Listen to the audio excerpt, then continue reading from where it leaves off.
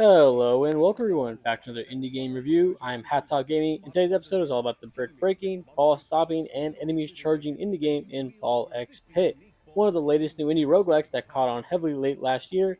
Today's episode was played via Game Pass on the Xbox Roguelike X, so keep that in mind as we go over the game, and the same three things as always in story, gameplay, and performance before giving the game a rating out of 10. And make sure to stick around to the end of the video for a sneak peek of my next review, but with all that out of the way, let's begin. Starting off with the story, it's kept pretty light here as your task was descending down the pit to go and defeat some big baddie who is messing up the world by summoning his minions to terrorize any and all people they can find. You and your ragtag group of heroes, who all have their own unique traits, must go level by level defeating waves of enemies before getting to the boss of said level and defeating him in order to keep progressing down the pit. Pretty simple stuff here. The game gives you a general premise and then you go. Nothing really here to talk about. Moving on over to gameplay now, it's split up into two things, town building and pit diving. I'll start with pit diving first. So the way each run works is simple. You pick a character to descend into the pit with. Each character has their own unique ball that has their own unique trait, causing bleeding effects, poison, lightning, or something else. You also get baby balls, which act as a secondary weapon, but they do way less damage. And you begin. The game essentially boils down to being a game of brick breaker. The balls will shoot automatically, and what you must do besides aim them is to collect gems, coins, and any materials enemies drop. Once you get enough gems, you level up and you choose between three different possible upgrades slash additions to your character. It can be new balls that have their own abilities, or you can level up one of the ones you already have up to level 3, or you can choose to get a passive upgrade such as increasing your fire rate, more baby balls, extra crit damage, and more.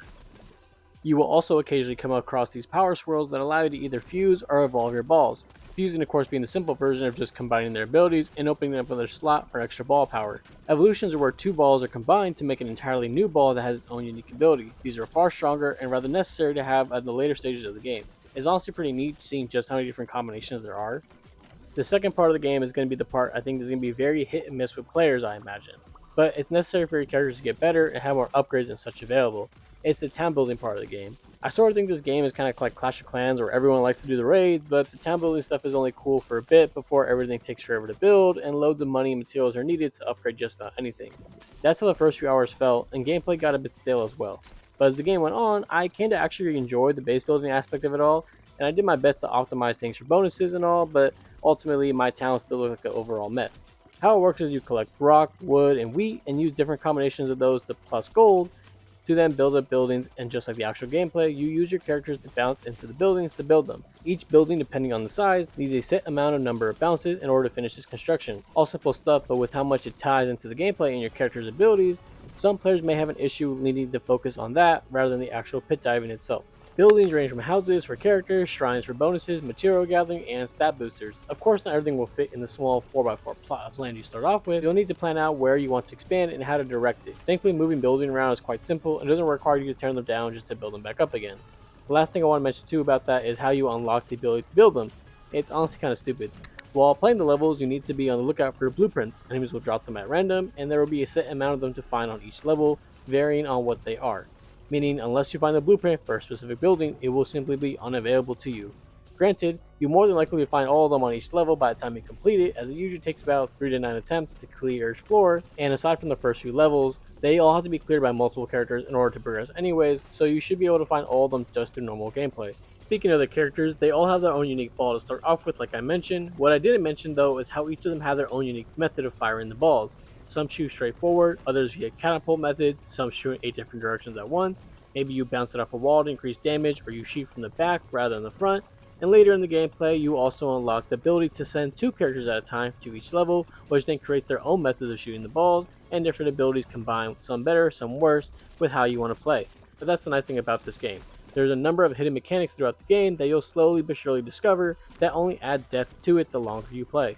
Lastly now, I'll talk about performance real quick. Like I mentioned before, I was playing on the Xbox Roguelike X via Game Pass.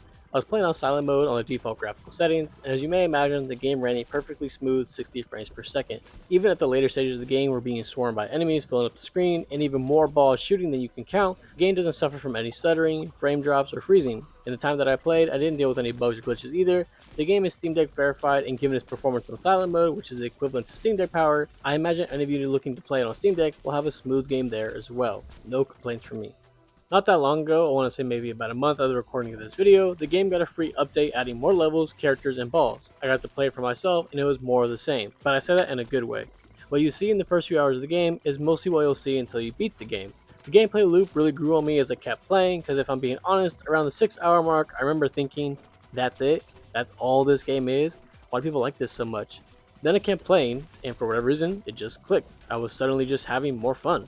In the end, I spent 21 hours and 47 minutes playing and got 29 of the 63 achievements along the way. I will say it's annoying though how in order to actually unlock the quote unquote beat the game achievement, you have to beat the final level with 8 different characters, and all you get for doing so is a kaleidoscope show light show. Like that's I'm not even joking. That's the final cutscene. Retailing at $15 or $10 if you go to key sites, I think that's more than a fair price for a game with loads of levels and mechanics to explore, a fun gameplay loop, and it doesn't waste your time with any filler content. It tells you what to do, and then you just go.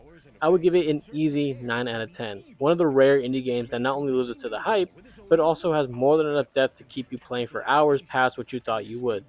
And by the looks of it, they keep wanting to update this game, so I think there's going to be more levels, more characters, and more balls, and they've also sent it to mobile as well. So if you're interested in this game, I highly recommend you pick this up. And if you're like me and you have Game Pass right now, or you've been looking for a reason to buy this game, let this be your reason to finally go out and play it today. But that's going to do it for me today, guys. I hope you enjoyed today's review. Let me know any of your thoughts you have on the game or on my review down in the comment section down below. Don't forget to follow me on social media to keep up to date with the channel. Thanks again for watching. I'm HatTopGaming, and I will see you all next time. Peace. Greetings, Jango Fett. You are to capture Komari Vosa, the deranged leader of the Bando Gora. No, Django. No bounty hunter who set out after the Bando Gora has ever returned. Worried about losing your finder's fee?